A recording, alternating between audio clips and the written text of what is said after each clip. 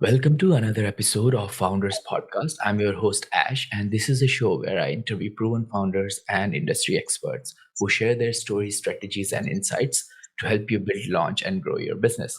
In this episode, I talk to Rao, the founder of Saaslogic, a super helpful tool for business that sells softwares online. Rao has lots of experience making big computer programs for big companies like IBM and GE. About 15 years ago, he started his own company called Expeed Software. But he noticed a problem. Every time companies wanted to sell their softwares online, they had to deal with a lot of complicated stuff like figuring out how to charge customer and keep track of payments. That's why Rao came up with Saaslogic. It's like a magic tool that makes it super easy for businesses to handle all the tricky parts of selling softwares online. With SaaS Logic, companies can set their prices, send invoices to customers, and collect payments without any hassle. So I hope you enjoy it. Okay, Rao, welcome to the show. Thank you, Ash. I'm glad to be on your show. Great. Do you have a favorite quote, something that inspires or motivates you that you would like to share with our audience? Something that I always go with, I'm not sure where I heard, but somebody said initially you have to go slow to be able to go faster later, right? Mm. So that's something I find it always useful when you're really trying to do something. Um,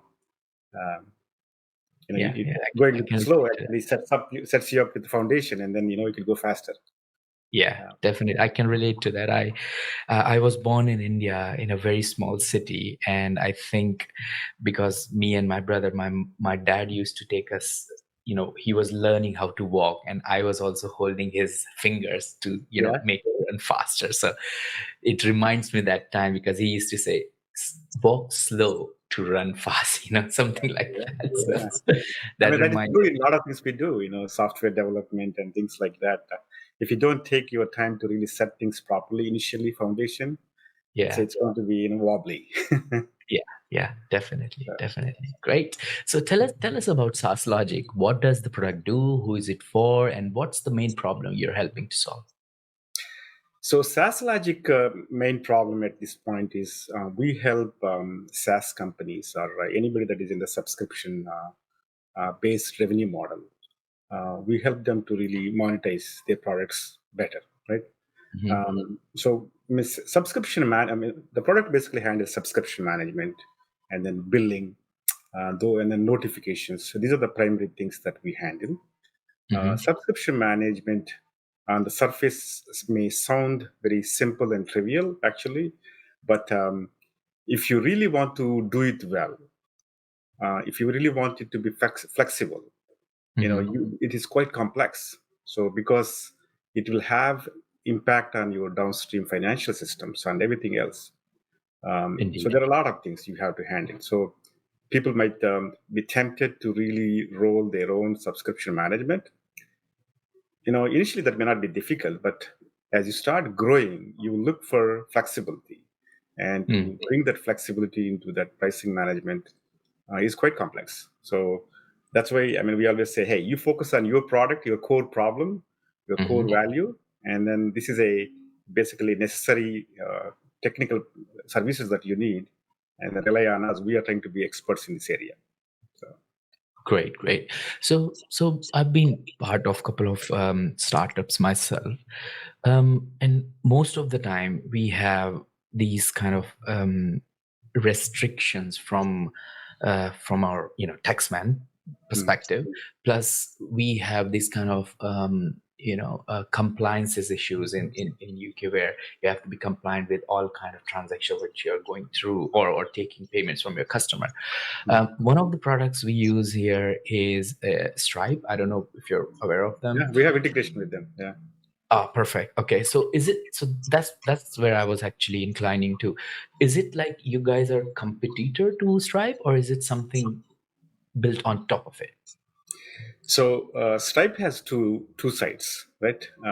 They initially they used to be a payment gateway, right? So that means if you want to collect payments through credit cards or bank ACH, you basically use Stripe to collect the payment, right? Mhm. But the whole subscription management, that is actually a layer on top of that. So Stripe actually started building that subscription management also in the last couple of years, right? Mhm. In a way, we are competing for the subscription billing, but we are also actually partner with them for collecting the payments, right? Mm. We don't have, we have a white label payment gateway also. Uh, so in a way, we are actually competing with Stripe for uh, subscription management and building aspects of it. Right. Right. But we also have integration with them. And then similarly, we have integration with other payment gateways such as Authorize.net. And then we also Mhm. have integration with the Razorpay for billing in India, Mhm. things like that. So yeah, we're partner as well as a competitor, I would say. Right. Right. Okay. So if I reiterate it, you guys have built on something on top of all these payment processing Mhm, companies, which actually make it easier mhm. for founders or businesses to take payments from their customers, primarily for subscription based model. Is that Yeah, correct? correct. Yeah, yeah, Great. Because when I remember, and yeah. it's a very, very vague memory, Mm, when we wanted to set up a subscription model for one of the apps, we had to not just create products, pricing into the Stripe, but also had to make sure that we are managing it at our end in terms mhm, of who is subscribed to it, mhm. what subscription plan that user is subscribed with, Yeah, also what we have to like if there is a paywall, that which part of the paywall we have to enable them to right. showcase based on the Mhm. plan, etc. So it got a little bit complicated when we reached to that point, right? It became itself a product when Yeah. we released our home product. So I understand the startup founders challenges which Mhm. could come across. So let's talk about where the story begins. Where did you guys got this idea for Saaslogic? So it came from two angles. Before um, I started this SaaS logic, like you mentioned in the starting, I have a services business, Expeed Software, which I've been running for the last 15 years. As part of SaaS Logic, SaaS Logic is basically a services company. We Hmm. develop custom solutions, SaaS products, and data analytics products for our customers. So as part of that journey, we came across um, two, three scenarios where we had to build the subscription management into the products that we were building for our customers, right? Hmm. So because of that, we saw the pattern. Okay, there is actually a complexity here, and instead of building, if every SaaS product is building into their products, if somebody can offer that as a service, they don't have to go through this complexity. They can straight away focus on their core value, core product. So Hmm. that is one thought. So another thing is, since we came from the background of building products, complex SaaS products, one of the things that I wanted to do is, over a period of time, build a concept, some kind of SaaS operating system, right? Meaning, it's not just one aspect of it. It allows you to, the idea, the broader idea is, allow you to build the product easily without really spending 1 year to build a MVP. Can we do that in a couple of months, right? Using easy to use tools, and then Hmm. also provide monetization aspect, and also provide small tools like a CRM and things like that. Instead of using something else, can we provide one platform where you usually build it, you monetize it, you manage it? So that is a broad vision that I started with, and which is of course very broad. As we started going towards that, obviously this just subscription management is a key for every product to be successful. So we said, let us actually launch this monetization piece as a first product. Hmm. We're also trying to follow up with actually low-code platform, which we are going to announce in a month or so, which allows you to build these products really fast, right? Hmm. So it's a couple of things, basically observation from the products that we build, and my own passion for building kind of SaaS operating system Yeah. where everything comes together, and then founders will we don't have to use um, gazillion tools and technologies. Mm-hmm. Great. And when you had this epiphany, did you looked into the market? Did you were there any other products? What was going on and at that time, and what did you see from your research that encouraged you to move ahead with it? I mean, there are products. Uh, for example, ChargeBee is there. Stripe also doing some. Stripe actually started doing later, actually, but that recurrently this kind of they do subscription management. Um, but we are trying to build a bigger ecosystem. So we wanted to provide a better experience for our customers in terms of integration, and Mm-hmm. not only integration, and then also our merchants will have the customers, right? The customers that are subscribing to them. We wanted to provide a platform where we take care of their customers also, right? Their customers can come to. We provide a customer portal. They can come to that and they can manage the subscriptions self-service. So we saw some gaps in the industry, and also our vision is a little bit bigger than just subscription management. Mm-hmm. So we wanted to have a control over the experience that we provide. So that's why we started with this piece, subscription management as a first product. Right, right. And I looked into your portal also, and I found that you already had. So I want to talk about like the where you got your early adopters. I'm guessing, and the information is processing into my brain, and I'm thinking that because you already have a service business, that Hmm. might be your primary way of getting it. But before we jump into that, Yeah. you know, I, a lot of our listeners are founders. They come Uh-huh. from different entrepreneurial background. So I'm eager to learn more about the person behind this venture. Can you take us back to your roots? Share with our listeners about your upbringing, childhood. How did your early experiences shape your journey and eventually led you to become an entrepreneur? Yeah. I mean, I grew up in India, and then uh, I obviously, just like a lot of people, I worked at software companies in India initially. Mm-hmm. Infosys, that was my first job. Mm-hmm. Uh, I just came to US about 30 years ago. Worked with large companies like a GE and IBM, where I was doing a lot of technical, architecting large-scale solutions in the Mm-hmm. manufacturing and retail industries and things like that. But I Mm-hmm. always had this entrepreneurial, itch in the back of my mind, and then but still I was just going with the flow, right? Yeah. But But were there any key influences from your family or surrounding that played a significant role for that?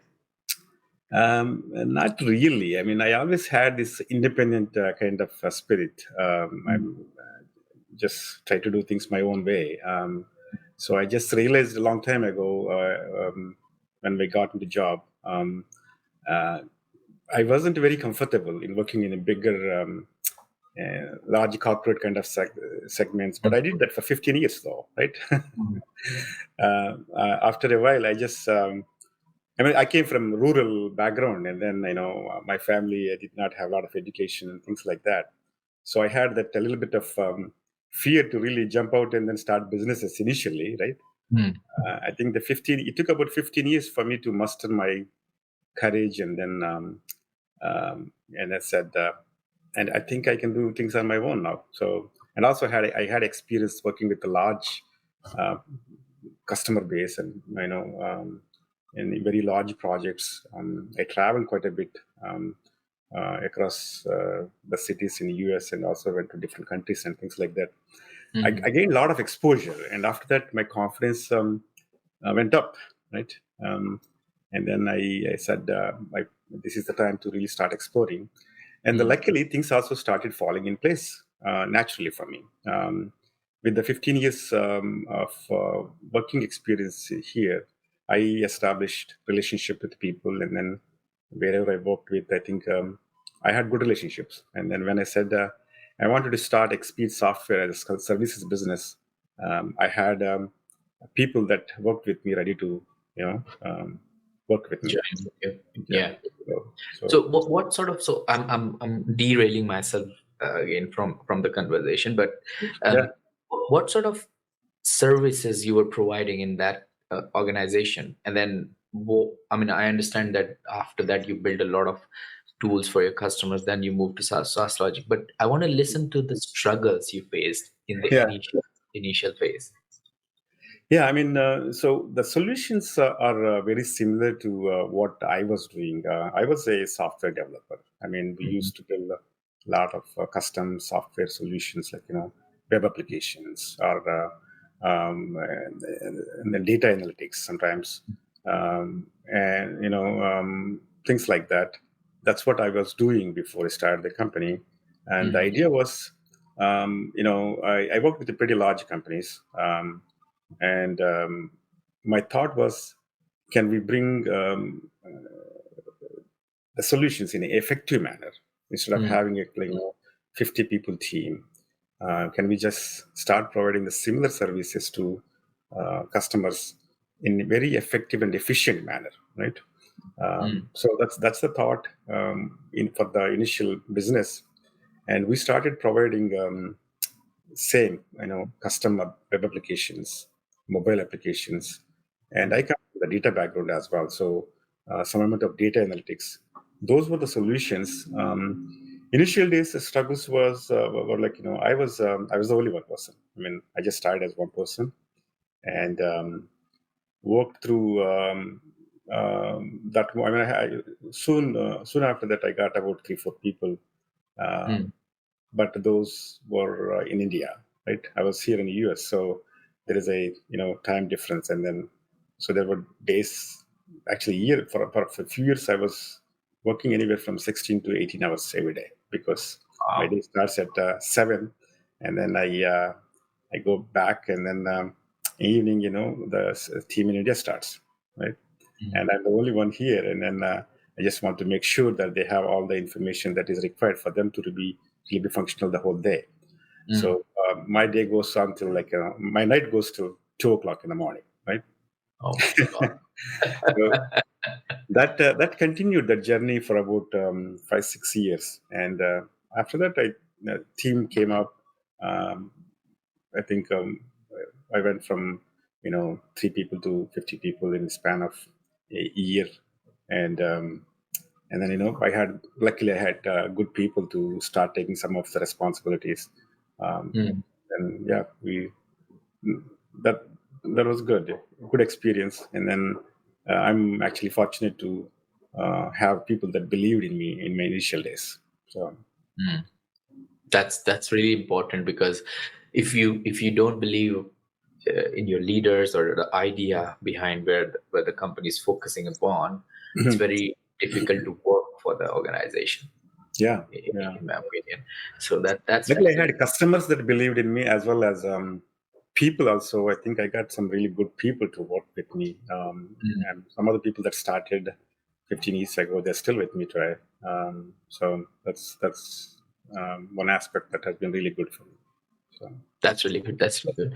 Okay, so let's get back to our topic then. mm, Um, so when you were working with your previous organization as providing services, web yeah. portals, and different pieces of software, you found out that this is the piece of tools which every Mhm. business required. One of them was payments, specifically for subscription. You Mhm. built the tool and you launched the MVP, because I saw on your website you were like launched it on product hunt, and you were in the product hunt, like product of the day or something. So Yeah. tell us more about that part of the story. When you launched, how did you acquire your first few customers? What were the strategies you're going through, taking steps upon?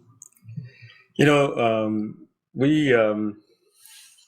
well, I went with a little unorthodox way into this product development. We Mhm. didn't really have a lot of initial customers to work with us as we were developing product, right? Okay. Most of the times, that's probably everybody tells you to really have at least a couple of customers to work with you to validate what you're doing and things like that. But Mm.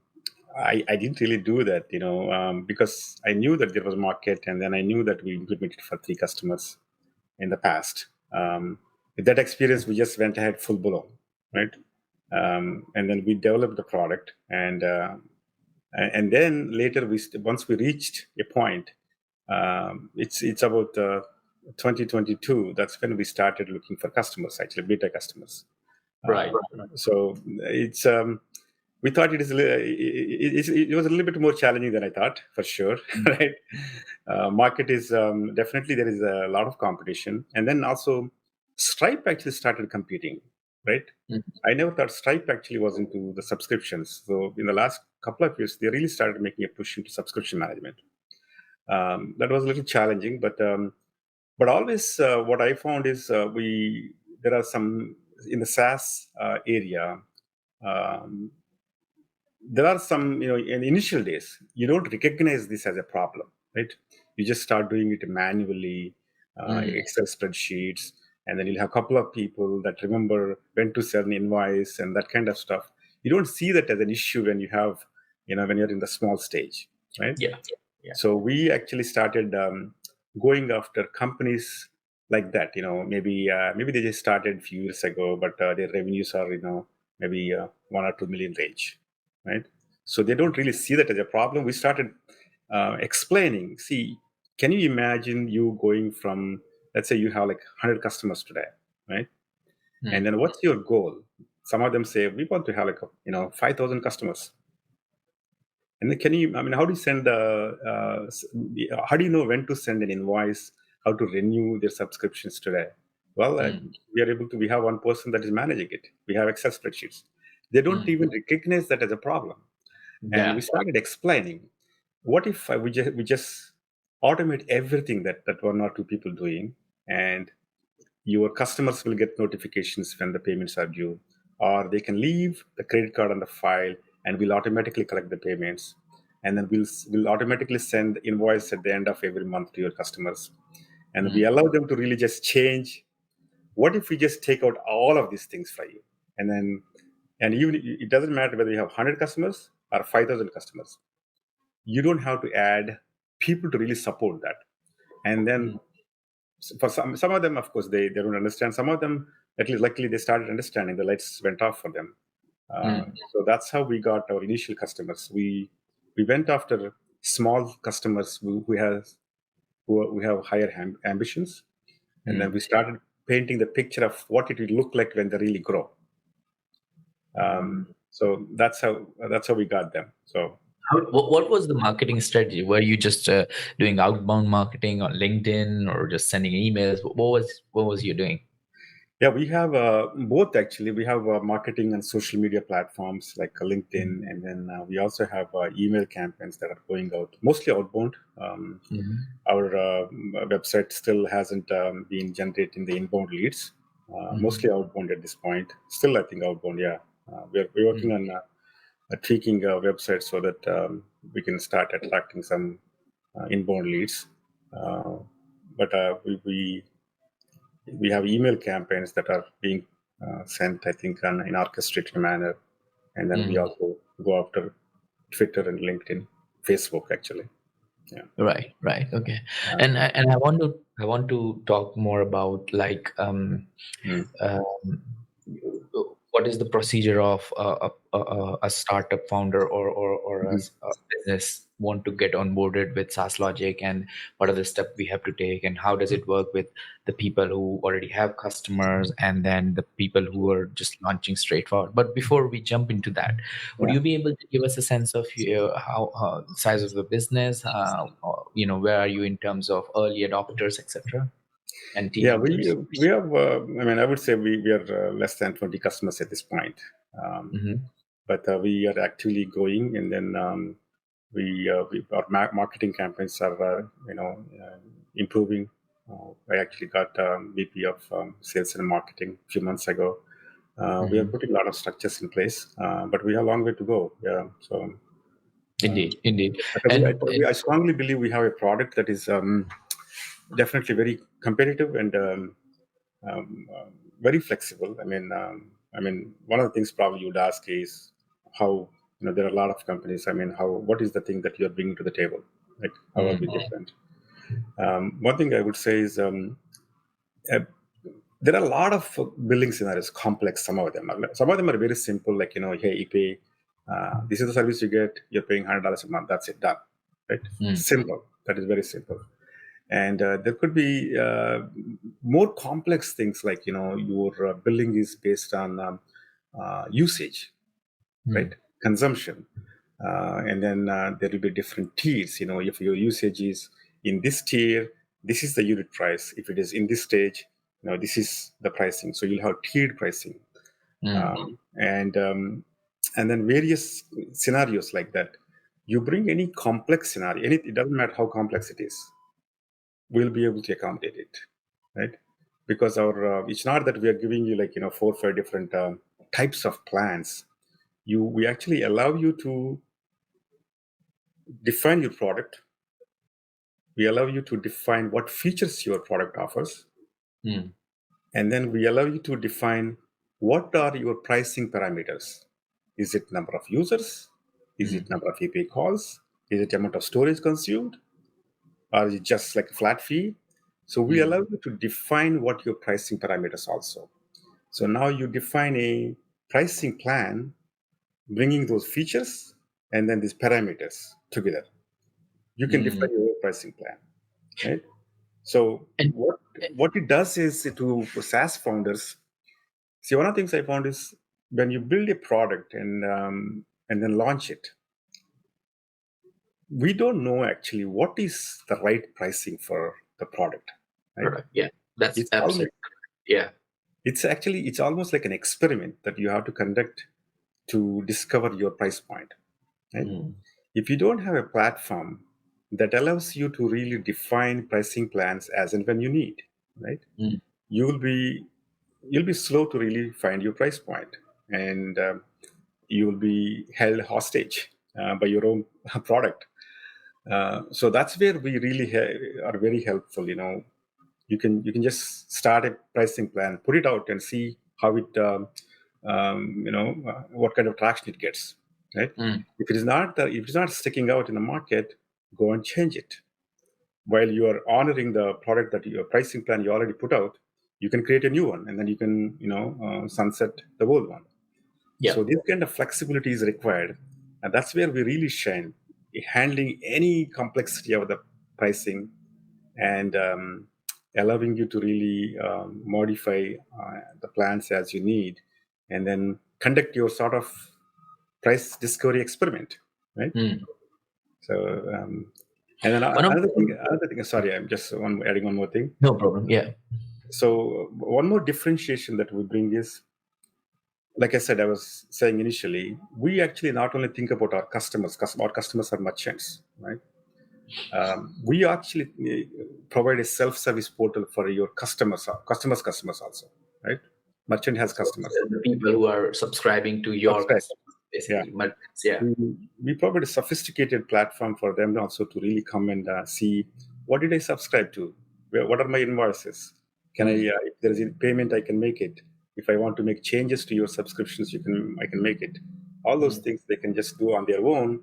That way, we are basically minimizing the support time that you as a merchant has to spend on your mm, customers. We won't completely eliminate it, but it can minimize quite a bit. indeed. And you're absolutely right. Stripe has actually started working on that sort of Hmm. dashboard for the merchant's customer also. It's very basic right now. It just shows how Yeah. many subscriptions you have, but nothing close to what you guys are doing. So one of the things which I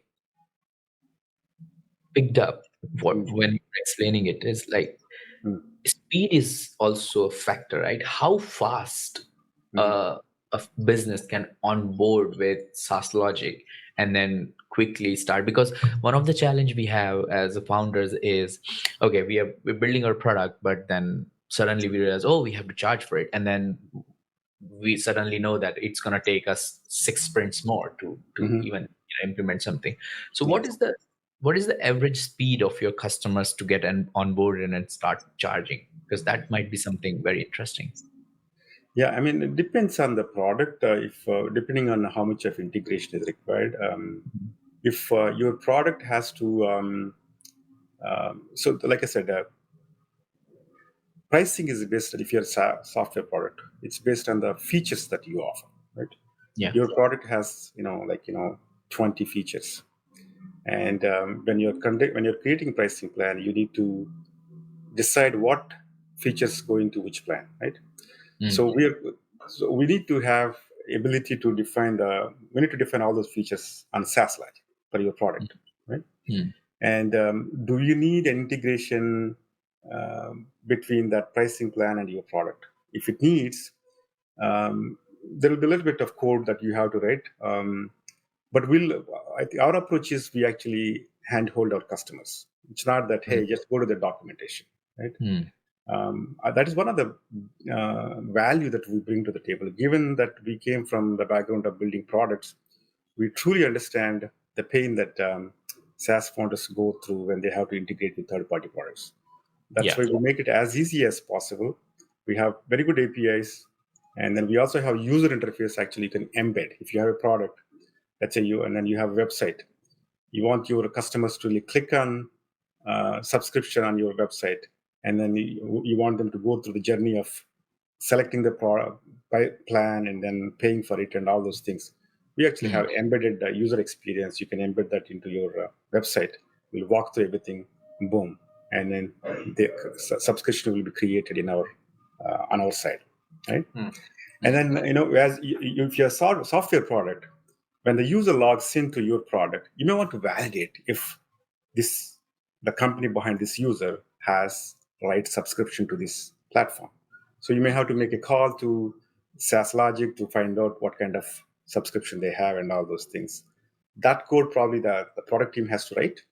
We'll help with that actually. We'll work with the development team, make sure that they are successful.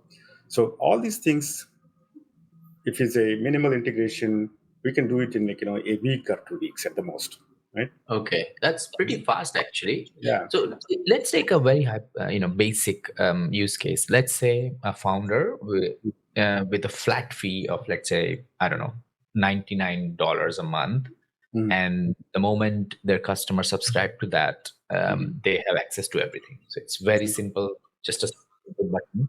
But the magic is who has subscribed to my product, how long they have been subscribed, what is the churn rate, and everything is included in your table, And right? our side, yeah, we give all those reporting, and then yeah, we'll give you reporting on revenue. What is your Mhm. monthly recurring revenue, annual recurring revenue? What is the churn Mm, rate? We give all these things as part of the box, and you'll have the mm, dashboard and all that. mm. And so So the kind of plan you're explaining, yeah, we can yeah. do if your development team is ready to integrate, we can do it in Mm. like a few days, right? Really, Yeah, it's just a like week few at the days. most. Yeah. Oh my God, that's fantastic, because that's something which founders would love to. Because you see, what happens is when we go through the accelerator programs, Mhm. um, the accelerator programs invest and get some equity out of the product, but then they want us to deliver the MVP ASAP so that you can go to the market and test it, right? Mhm. So something like that within Mhm. a week would be like game changing for us. So okay, so let's talk about the revenue model. What are your fees? How do you guys charge to the customers so that you can make money, and is it competitive in the market? Yeah. So we at this point actually we are we have different plans, but we give all the features that we have. Right? For Mhm. example, we have extremely good notification system, and we have integrations with multiple products, including QuickBooks, and then accounting. Integration with the accounting system is actually extremely required actually to conduct your business. So we have all these features. We include all these features in every plan that we offer to our customers. We Mhm. are a revenue based. We tend to charge about 1.5% of the revenue that flows through our system. And of course, as you become bigger, and we can always we have custom plans. We also have startups where they're starting up, they're building a product. You can apply for a startup plan with us. We actually cover you for a year or until you reach $1 million revenue, right? Mhm. 1 year or 1 million, whichever comes first. But we have to see that it's a qualified business, meaning there is a serious idea, and there are serious founders, and there is actually somebody committed to invest in them, like funding, right? If you see those characteristics, we actually work with you to make sure that you're not burned while you're trying to stand up your business. Mm. So startup plan is there, and our general fee is about 1.5%. And then as you start growing, of course, we are negotiable. Okay. So basically you charge is it 1.2 or was 1.5? 1.5. 1.5. So is it on top of the payment processors, for example, Yeah. Razor or Stripe? Yes. They charge Stripe charges about 3% for credit card processing, and then of course ACH is pretty minimal. It's ours is on top of that because we bring a lot of value for this Indeed, thing. indeed. I mean, it's impossible to operate without, charging on top of Stripe if you are a payment gateway or payment processing unit in Yeah. between, right? So, Mhm. I totally get that. Great. Um, so could you share a compelling case study that highlights how a company leveraged Saaslogic solution to achieve success and solve the key business challenge? Because that will really help our listeners. Because let's say, for example, if they could be, because most of our listeners are SaaS founders, right? If you Mhm. could share a case study for a SaaS business, then they could easily relate to it and potentially have some more understanding of the product. Yeah. So one we actually we worked with a company that basically helps schools actually collect their tuition fees, right? Mhm. In So school fee is also like a subscription, right? I mean, they either they pay on a monthly basis or quarterly basis. And as the schools are trying to collect these fees, it's a lot of manual effort for them. Mm. So we developed a system where that is integrated with Saaslogic to see every grade as a sort of subscription, right? And it will have quarterly payments for that. So we helped schools to really collect the tuition fees, where tuition is subscription fee every quarter that we did. We also helped another company in the same education space where they provide services to really a bus service to fetch the kids from the schools or wherever they are when the parents are away. Mm. they, this company will have responsibility to go and then fetch the kids from the facility to home or from school to daycare and things like that.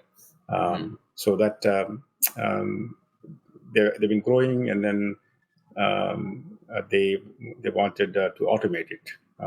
So I mean, this is a type of the customer that we I was explaining initially. Mhm. They didn't have any automation, but when we started explaining, we can take away all your manual effort, and then you don't have to do anything. We implemented that solution, and then we're extremely happy with that. Mm. So, and Okay, also so we're working with another LMS company, learning management system.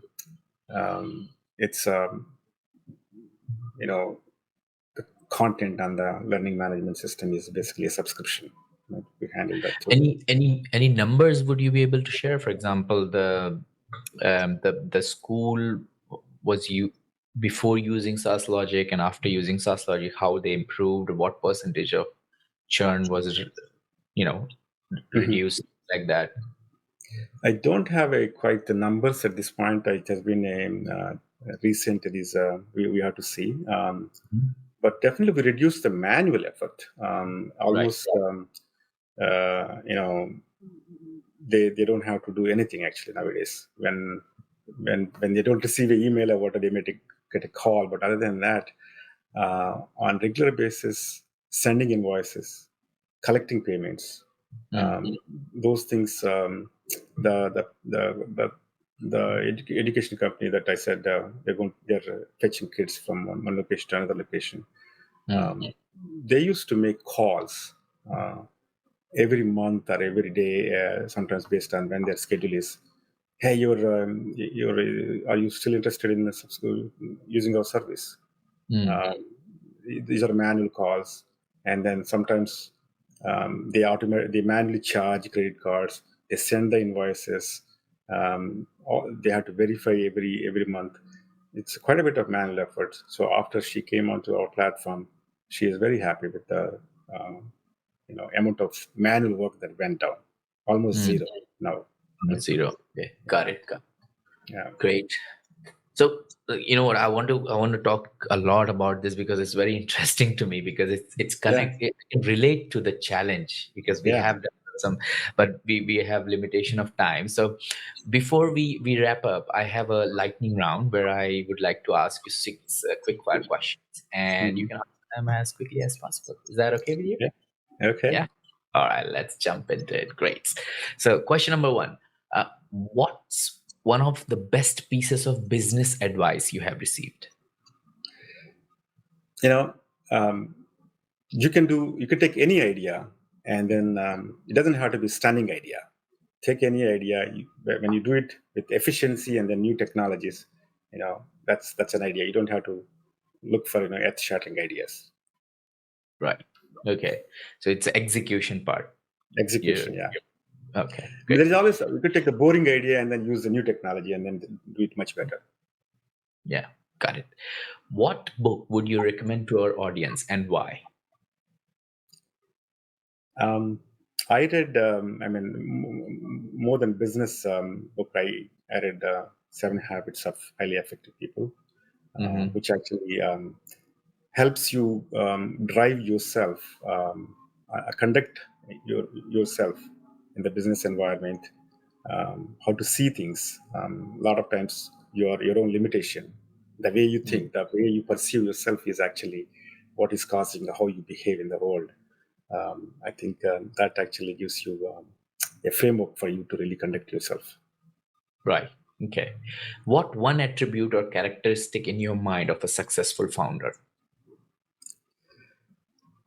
Um, don't get bogged into details. You need to have a macro view of things.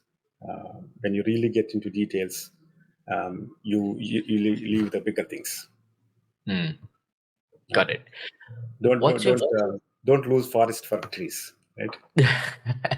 Yeah, indeed, indeed. What's your favorite personal productivity tool or habit?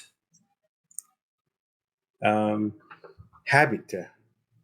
Habit is, I say always, be conscious of yourself, what you're saying, what you're doing. Um, Being conscious Mm. of things, conscious of yourself, is extremely important. Um, that actually helps not only in business, in your life, right? Indeed, indeed. What's a new or a crazy business idea you would love to pursue if you had time? Well, an idea. So there are three things that are happening in the technology world, right? We have artificial intelligence, blockchain, and then robotics, right? Um, something to something that converges at least two of these things, if not three of those things, and that helps. Since I am in this software development area, can tremendously help um, automate a lot of things. Most likely, I'm just thinking, AI and then blockchain at this Mm. point. Combination of those two things. Combination of these two. Okay. And last but not least, what's an interesting or fun fact about you that most people don't know? Interesting and fun fact about me. Um, huh. Don't know. I'm a fitness freak. I just go to gym all the time. I don't know if it is fun, but maybe people don't know about that. And then that's pretty much it. Yeah. Great, great. Wow. Well, thank you so much for joining us today and sharing your inspiring journey and the impactful work you're doing through Saaslogic. It's been an absolute pleasure having you on the Founders Podcast.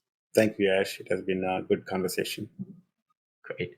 Thank you all for tuning in to this episode of Founders Podcast. I hope you found our conversation with Rao insightful and inspiring. If you want to get in touch with Rao, just search Rao Chajalra on LinkedIn, or you can go to saaslogic.io. Is that correct? Yes. Yep. Great. If you enjoyed this episode, make sure to subscribe to our podcast and stay updated on future interviews with proven founders and industry experts. We have a lineup of incredible guests and valuable insights coming your way. Stay inspired, stay motivated, and keep building.